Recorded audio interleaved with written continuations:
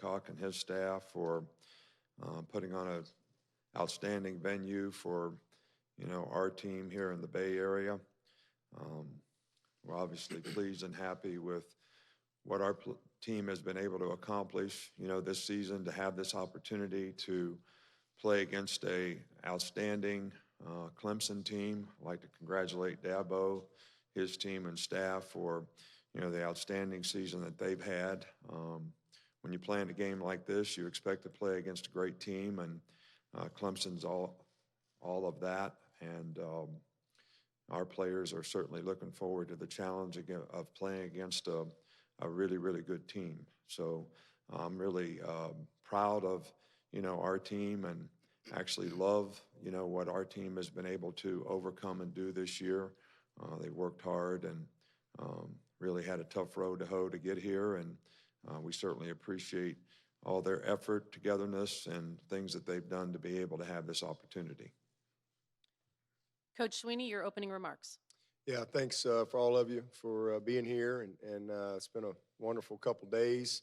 I really appreciate Bill Hancock and all the CFP folks for just the tremendous amount of organization that has to go into pulling this whole thing off. And so to just make it as routine as possible for the two teams. And so it's been a great trip so far. Appreciate Santa Clara and San Jose, all the folks here and that have worked all year to make this a great event.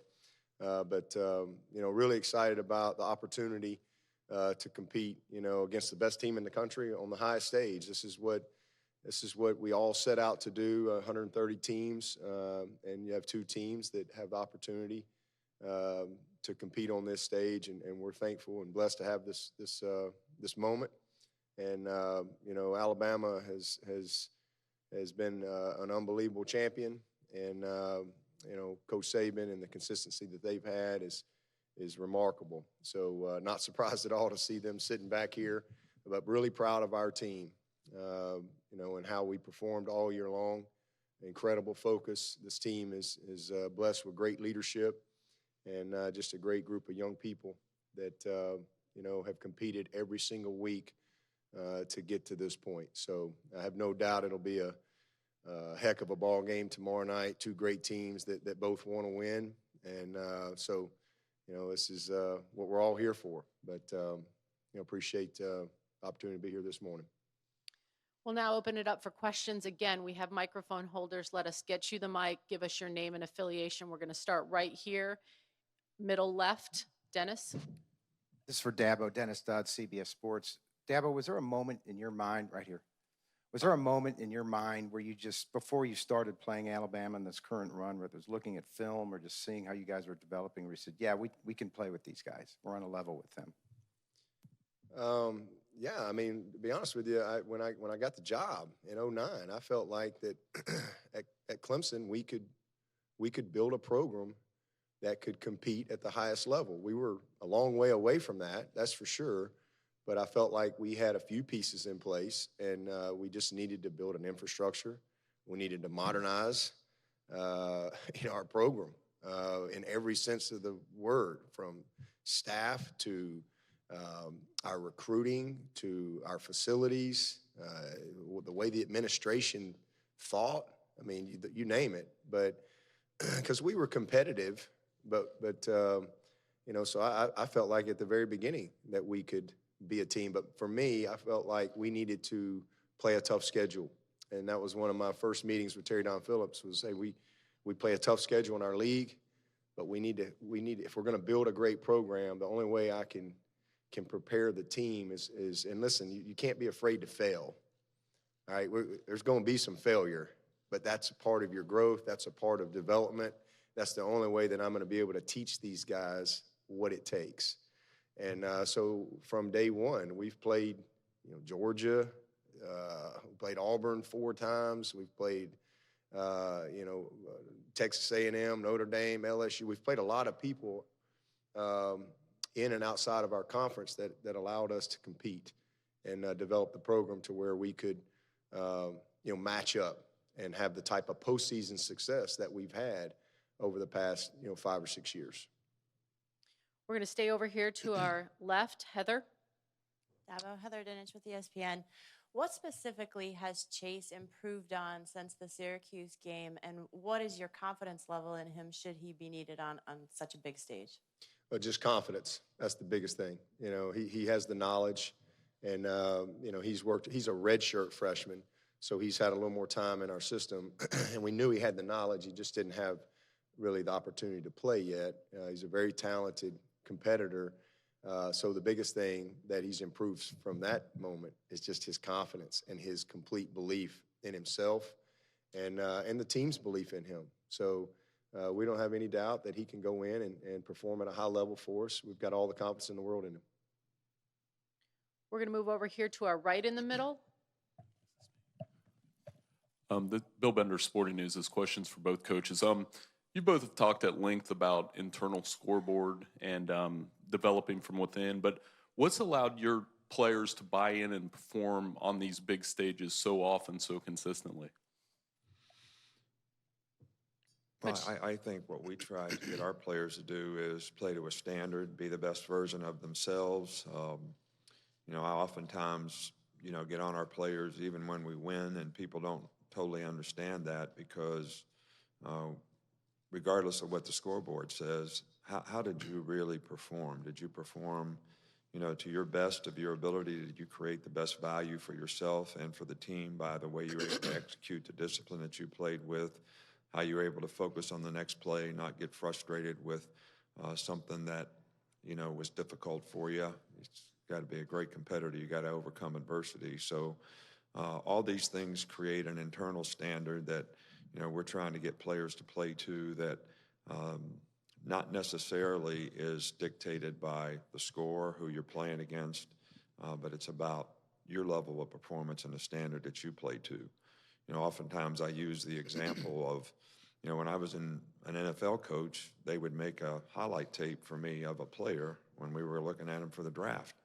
And all I was looking at was the plays that he played. I didn't know really what the score was in the game, who they were playing against necessarily, what the circumstances were. I was just evaluating how that guy played on those plays that he was in the game. So these kinds of things are what we want to try to get players to do to be the best version of themselves. Well, I think that a couple things. One is we're the same. I mean, there's a winning performance at every position. You know, we're not asking them to be perfect, but there is a winning performance at each position. So, you know, if you're a wideout, that winning grade for us is 85%. If you're a linebacker, it's 80%. If, you know, if you're a D lineman, it's 75%. We have a grade. So we make a big deal out of that. You know, it's not who we play, it's how we play. And that's what we talk about. And then the other thing is you know, so accountability to that winning performance, number one. And then the other thing is we make every game the biggest game of the year. And that, you know, people don't like to hear that during the week, but if you don't have that mindset, then that creeps in. That, you know, fans have that mindset. They look at the schedule and they go, oh, well, you're playing, you know, East Boga State this week. And, you know, oh, well, now we don't have to practice hard. Oh, we're playing Alabama this week. Okay, let's really meet. Let's really practice hard. And if that's your culture, then you're gonna be like this all the time. But when you make every game the biggest game of the year, and in college football, it is the biggest game of the year. You know, everybody wants to expand these playoffs. We've had a playoff since September. Every game has been a playoff game to get to this point. Every game. If we had lost to whoever, we're probably not here. If we lost to Pitt in the ACC Championship, we're not here. If we lost to South Carolina, we're not here. Every game is a playoff game. And so for our team, we truly create that focus and that standard of performance and guys taking pride. It doesn't matter who we play. How did you play? And we have a grade and accountability. And so now all of a sudden, you don't really get caught up in the logo of the team that you're playing. You just try to play the very best that you can. And so when you get in these moments, whether it's a huge game late in the season, both teams are undefeated, you know, a lot on the line, whatever, it's just the next big moment because every week has been a huge moment. And so that's a mindset that you have to create, and you got to get the young people to buy into and the coaches to buy into, and that tone is set from the head coach. And I think that's one of the things that Alabama has certainly done. I mean, that, you know, because you're going to get everybody's best every week. So if you don't show up, you know, with that mindset, you're inconsistent. And so I think however we do it, that's what's created the consistency in our programs, for sure. Move back over here to the middle left. Cecil Hurt from Tuscaloosa News. For Dabo, I heard as a young assistant recruiting Jefferson and Shelby counties, you once went into the recruiting meeting and they asked for who from your area you wanted to sign, and you had 25 guys you wanted to sign the entire class. And I'm curious if you still had that same enthusiasm for recruiting and how that has helped you as a head coach. Yeah, well, that's interesting. You're really right on that, because, you know, recruiting has changed a lot. And back in those days, you know, nobody decided what they were going to do till January.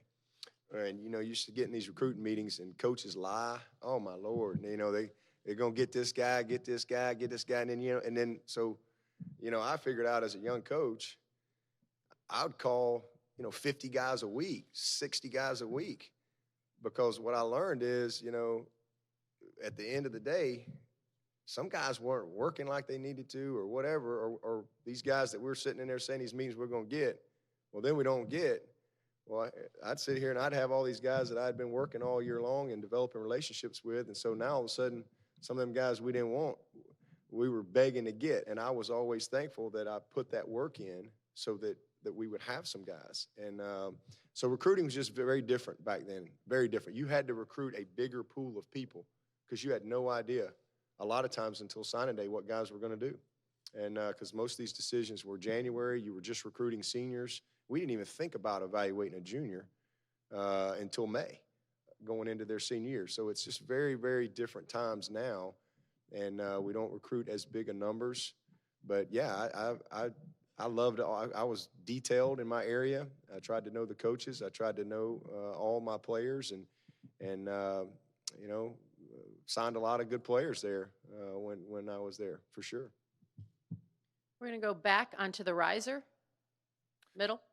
Matt Dowell out of Watch Fox of Columbia, South Carolina. Dabo, earlier this week, Travis Etienne said he wanted to dedicate Monday's game to C.J. Fuller. How much is C.J. on the team's mind this weekend?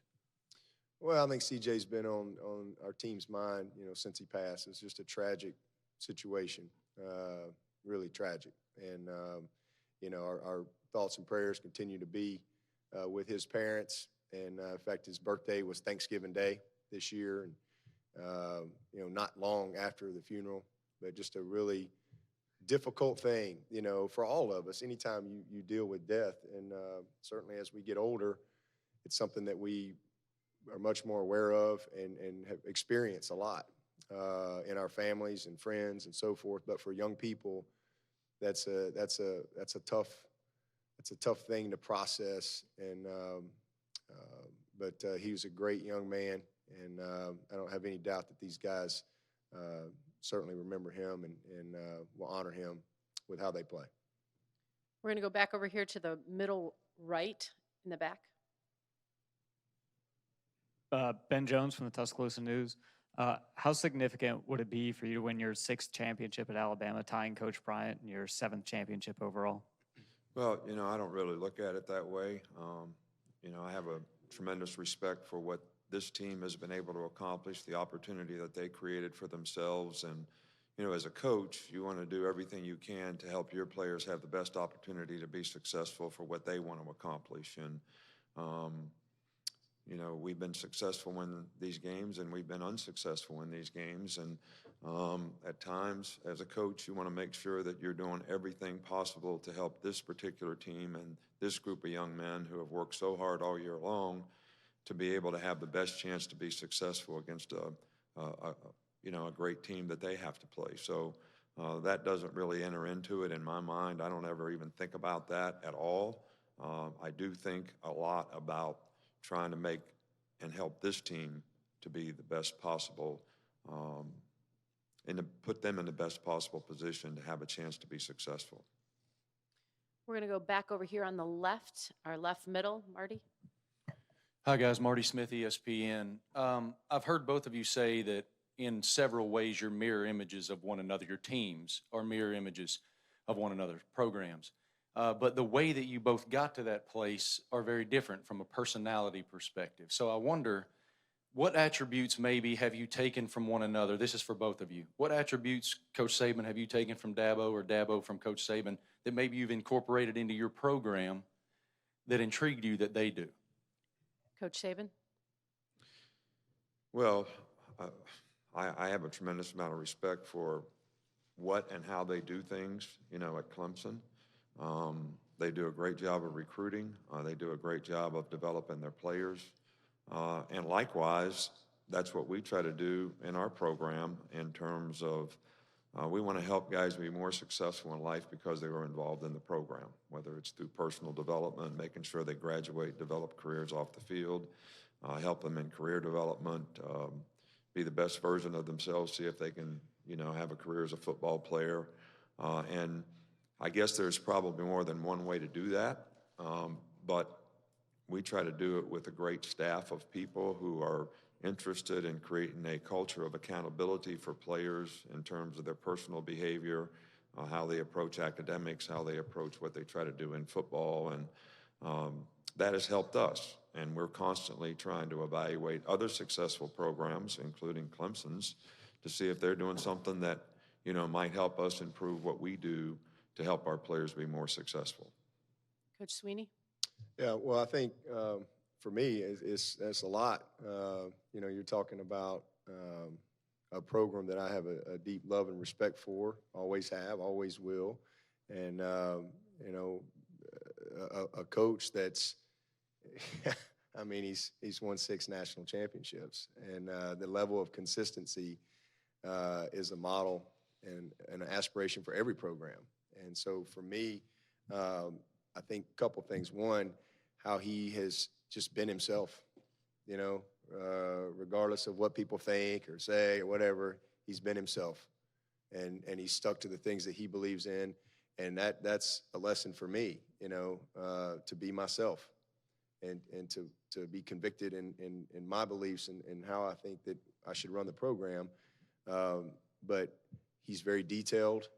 You know, we're very detailed in how we do things. And I think from a program standpoint, when he got to Alabama, how he modernized the program, infrastructure-wise, to create an environment, like he said, that's conducive to helping the young players have a great experience and to develop as a person, you know, and a player.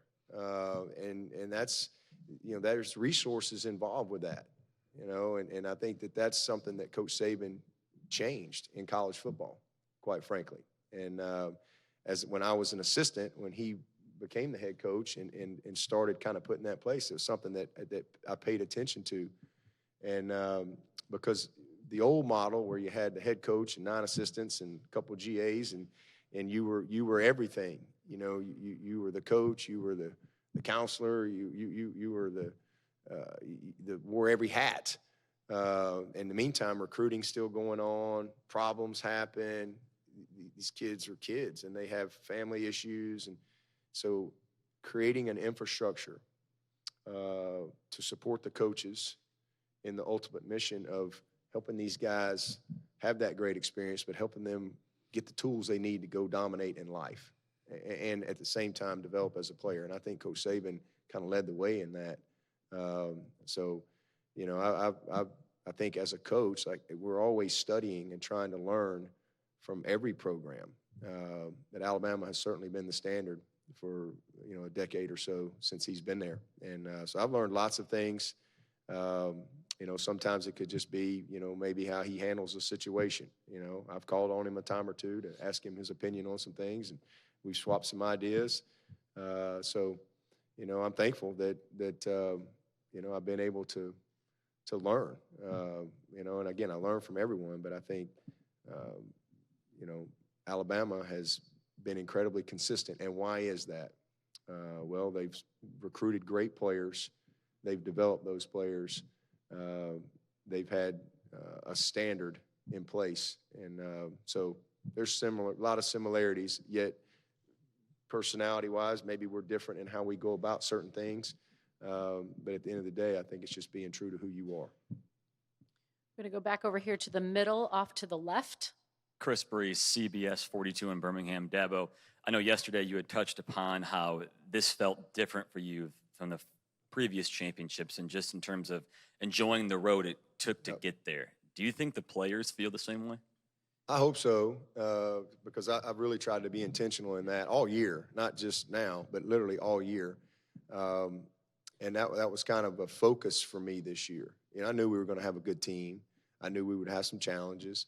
But this group of seniors is unlike any group I've ever been around. I mean, I've had some amazing, unbelievable individual leaders that I've been around, but nothing collectively like this group.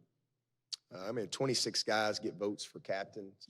You know, this is a special team, and their focus and how they handle themselves in the off season, in the spring, the summer, the day-to-day interaction. You know, I wanted to enjoy all of it. And as I said the other day, you know, in 15, it was a blur. I don't even really remember it. It was a blur because it was very new. The preparation, our guys were in school. We'd finished the bowl game. Now we got classes. We're trying to get ready. You know, it was a lot of logistical things that I kind of was figuring out as I went. And then, you know, we had a great game. We didn't win, but we learned a lot. And then in 16, we knew we had a really good team. And that team, it was a little bit more of a grind. It was almost like that team wanted to hit fast forward. Like, can we just like get here, you know? And it doesn't work that way. And I didn't think we played great early in the season, ended up losing a game. But obviously we went on to win it all. But this year, you know, this has been a very joyful season. It's the best way I can say it. I really have enjoyed the day-to-day, mundane activities of just being around this team. And a lot of times it's felt like this team kind of wanted to hit pause. And I do think that they have enjoyed the journey. I think this senior group has savored every moment along the way. You know, they haven't looked ahead. We've been incredibly consistent. So I don't have any doubt that they will treasure their time this season when they finish, you know, regardless of what happens tomorrow night. You know, this is two great teams. Somebody's going to win, somebody's going to lose, and both teams are going to play their hearts out. But even if you win the game, you know, been there, done that. It's a great moment, but it's still always about the journey to that moment and the relationships, the grind there. And I think these guys have truly enjoyed every second of the ride this year, and our coaches. We're going to go over here to our right in the middle aisle. Stuart? Stuart Mandel from The Athletic for Nick. Earlier, when you started this run, obviously you had a lot of quarterbacks who were veterans by the time they started. Now you've had Jalen as a true freshman. Tua came in last year as a true freshman. Now you're facing Trevor Lawrence as a true freshman. What has changed about that position, do you think, that allows these guys to perform at such a high level so quickly?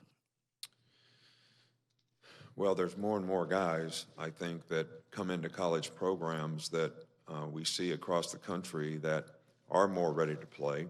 And I think that's a reflection of offense in this day and age has changed a little bit. And these guys that are developing earlier, you know, in that style of play, that's just, you know, more of a spread type offense than rather 20 years ago where you played a little different type. And it's not all about drop back passing, but there is elements of that. But I see a lot of young players that do this in high school now. There's a lot of good development of quarterbacks in a lot of different ways in terms of quarterback coaches. And I just think that the style of play that guys grow up in is a little closer to what you see in college football now, which enables a talented player to make the transition, you know, a little easier. So I would say that's the number one difference. But I see that at all positions. You know, I see more and more guys that are more ready to play earlier in their career. And I think it's an expectation as well that guys are more prepared to do that. There was a time when I coached when freshmen weren't even eligible. So the mindset was never that you would play as a freshman, but now as more and more players do that, I think that enhances their development to help them try to do the things they need to do to be ready to play earlier. But I do think that one of the things that we constantly have to try to instill in our players is they still need to focus on development, not just on expectation. And the guys that are able to do that, improve more quickly and become more ready to play. And I think, Trevor Lawrence in particular has done a phenomenal job for his team this year in his ability to execute, and certainly doesn't play like a freshman or look like a freshman. And if anybody ever watched him, they wouldn't think he was a freshman. We're going to go in here in the middle, right? Tom Fitzgerald, San Francisco Chronicle. A question for Dabo regarding the three players that you were missing for failing drug tests. You were able to beat Notre Dame pretty well without them. Now you're playing Alabama. How much do you think you're going to miss them in this particular game, especially Dexter Lawrence? Well, Dexter's a starter. The other two, didn't play much. So, that didn't really, I hated it for them as they missed out on the opportunity to be a part of it. But certainly from a team competitive standpoint, Dexter was the guy that was starting, playing a lot of ball for us. So, we miss him. He's a great player, tremendous, one of the best in the country at doing what he does. And so I'm thankful that we've got Albert Huggins and some other guys, Niles and Jordan, that have stepped up. And, they're ready to go perform to the very best of their ability. But, we certainly miss Dexter. We're going to take our next question from over here in the front row on my right. Scott Ravelay from the Baton Rouge and New Orleans Advocate. Sorry, Dabo, I'm in the restricted view seats over here. I got you. Obviously, meeting here again is great for your two programs. This is for both coaches. But is it good for college football? Is this kind of rivalry at the top good for the game, even though there's a lack of other teams getting a chance to get to this game? Coach Saban? Well, I don't really get too concerned about a lot of other programs. And, I think there's a lot of great things about college football that creates a lot of great experiences for a lot of young men. And I think the playoff has probably minimized, the number of teams that really get the same kind of positive self-gratification from going to bowl games and other venues, but that have been really unique to allowing players to get a lot of positives from having a good season. Now there's a lot of focus on the playoffs, and that becomes the target that every program and every team is sort of aiming for, and it's certainly the target that we have and a goal that we have as a program, and we're going to continue to have. And I can't really speak for other teams or what the impact of college football really is, but it's my job and my responsibility to do the best job that we can for, our team, our players, our program in terms of what it takes for us to be successful. And I guess that's what we'll, continue to focus on. Yeah, I'd say the same thing. I'm not going to apologize for having a great team and a great program and a bunch of committed guys. And Coach Saban's not either. I think the objective is to get the two best teams. That's kind of the way it is. And if that's not best for college football, and why did we even do it? Why don't we just go back to the way it was and have bowl games and you put this team against this team, and it's not necessarily the two best teams playing, and then at the end, like it used to do, you just vote on who you think's the best team. That's what we used to have. And so then everybody got mad and said, well, dang, we want to put the best team against the best team. And so I think the first time that happened was my senior year, us in Miami, I believe. When they said, all right, we're going to start this new thing and put the 1 and 2 together and do away with all these bowl affiliations, and tired of all these people just saying, all right, we elect you national champion. We're not going to vote on it anymore. We're going to earn it and settle it on the field and put the two best teams together. And so that's what I think the objective was. And so that's what's happened. I think the two best teams, I think it works. We went to a playoff, and the two best teams are here. And the two best teams have been here every year. Last year, the two best teams were there. And so I think that's what college football wanted.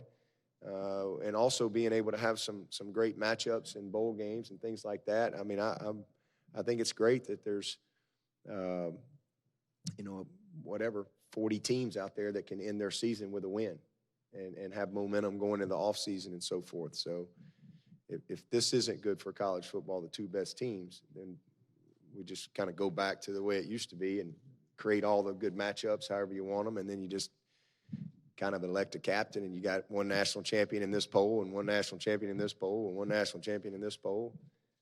So We're going to take our last question from over to the left in the middle, third row. Farhan Lalji from TSN. This is for Coach Swinney. And you've recruited elite quarterbacks before, including five-star guys. When did you know you had something different, something special in Trevor Lawrence? Well, I mean, it was pretty obvious. You know, I really started studying him his sophomore year in high school. It was pretty obvious that he was an elite talent, skill set wise. But you know, I like to get to know these guys a little bit, and you know, what's their mental makeup and so forth.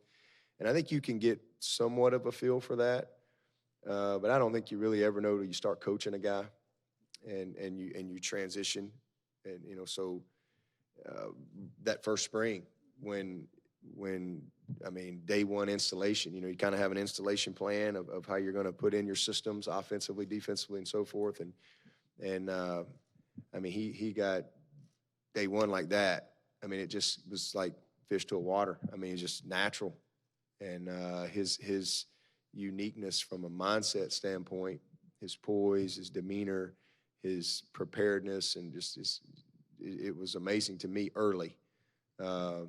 So, you know, because it's easy to see him go out there and throw the ball, and you're not going to ever see anybody throw the ball that looks better throwing the ball. I mean, it's a beautiful thing of art to watch this kid spin it.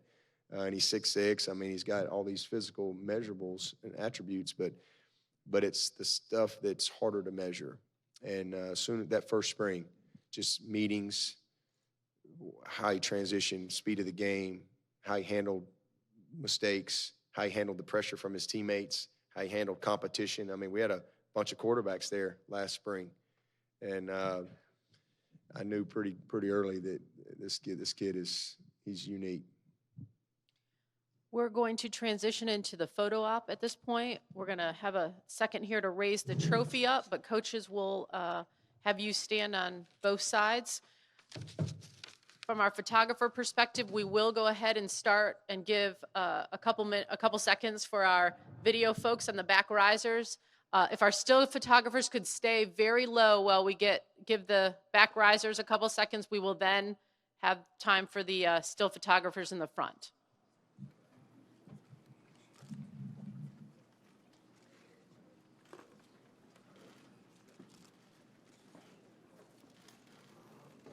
Coaches, if you could head on over to the sides of the trophy. Again, still photographers, please stay low. Let's give a couple seconds for our ENGs in the back on the risers. ENGs on the back and the risers.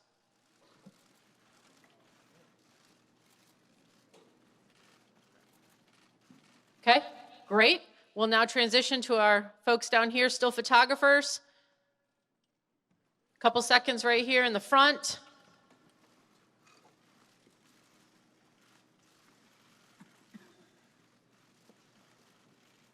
Coach Saban and Coach Swinney, thanks very much. That concludes today's news conference. Hope all of you have a great day. Thank you very much.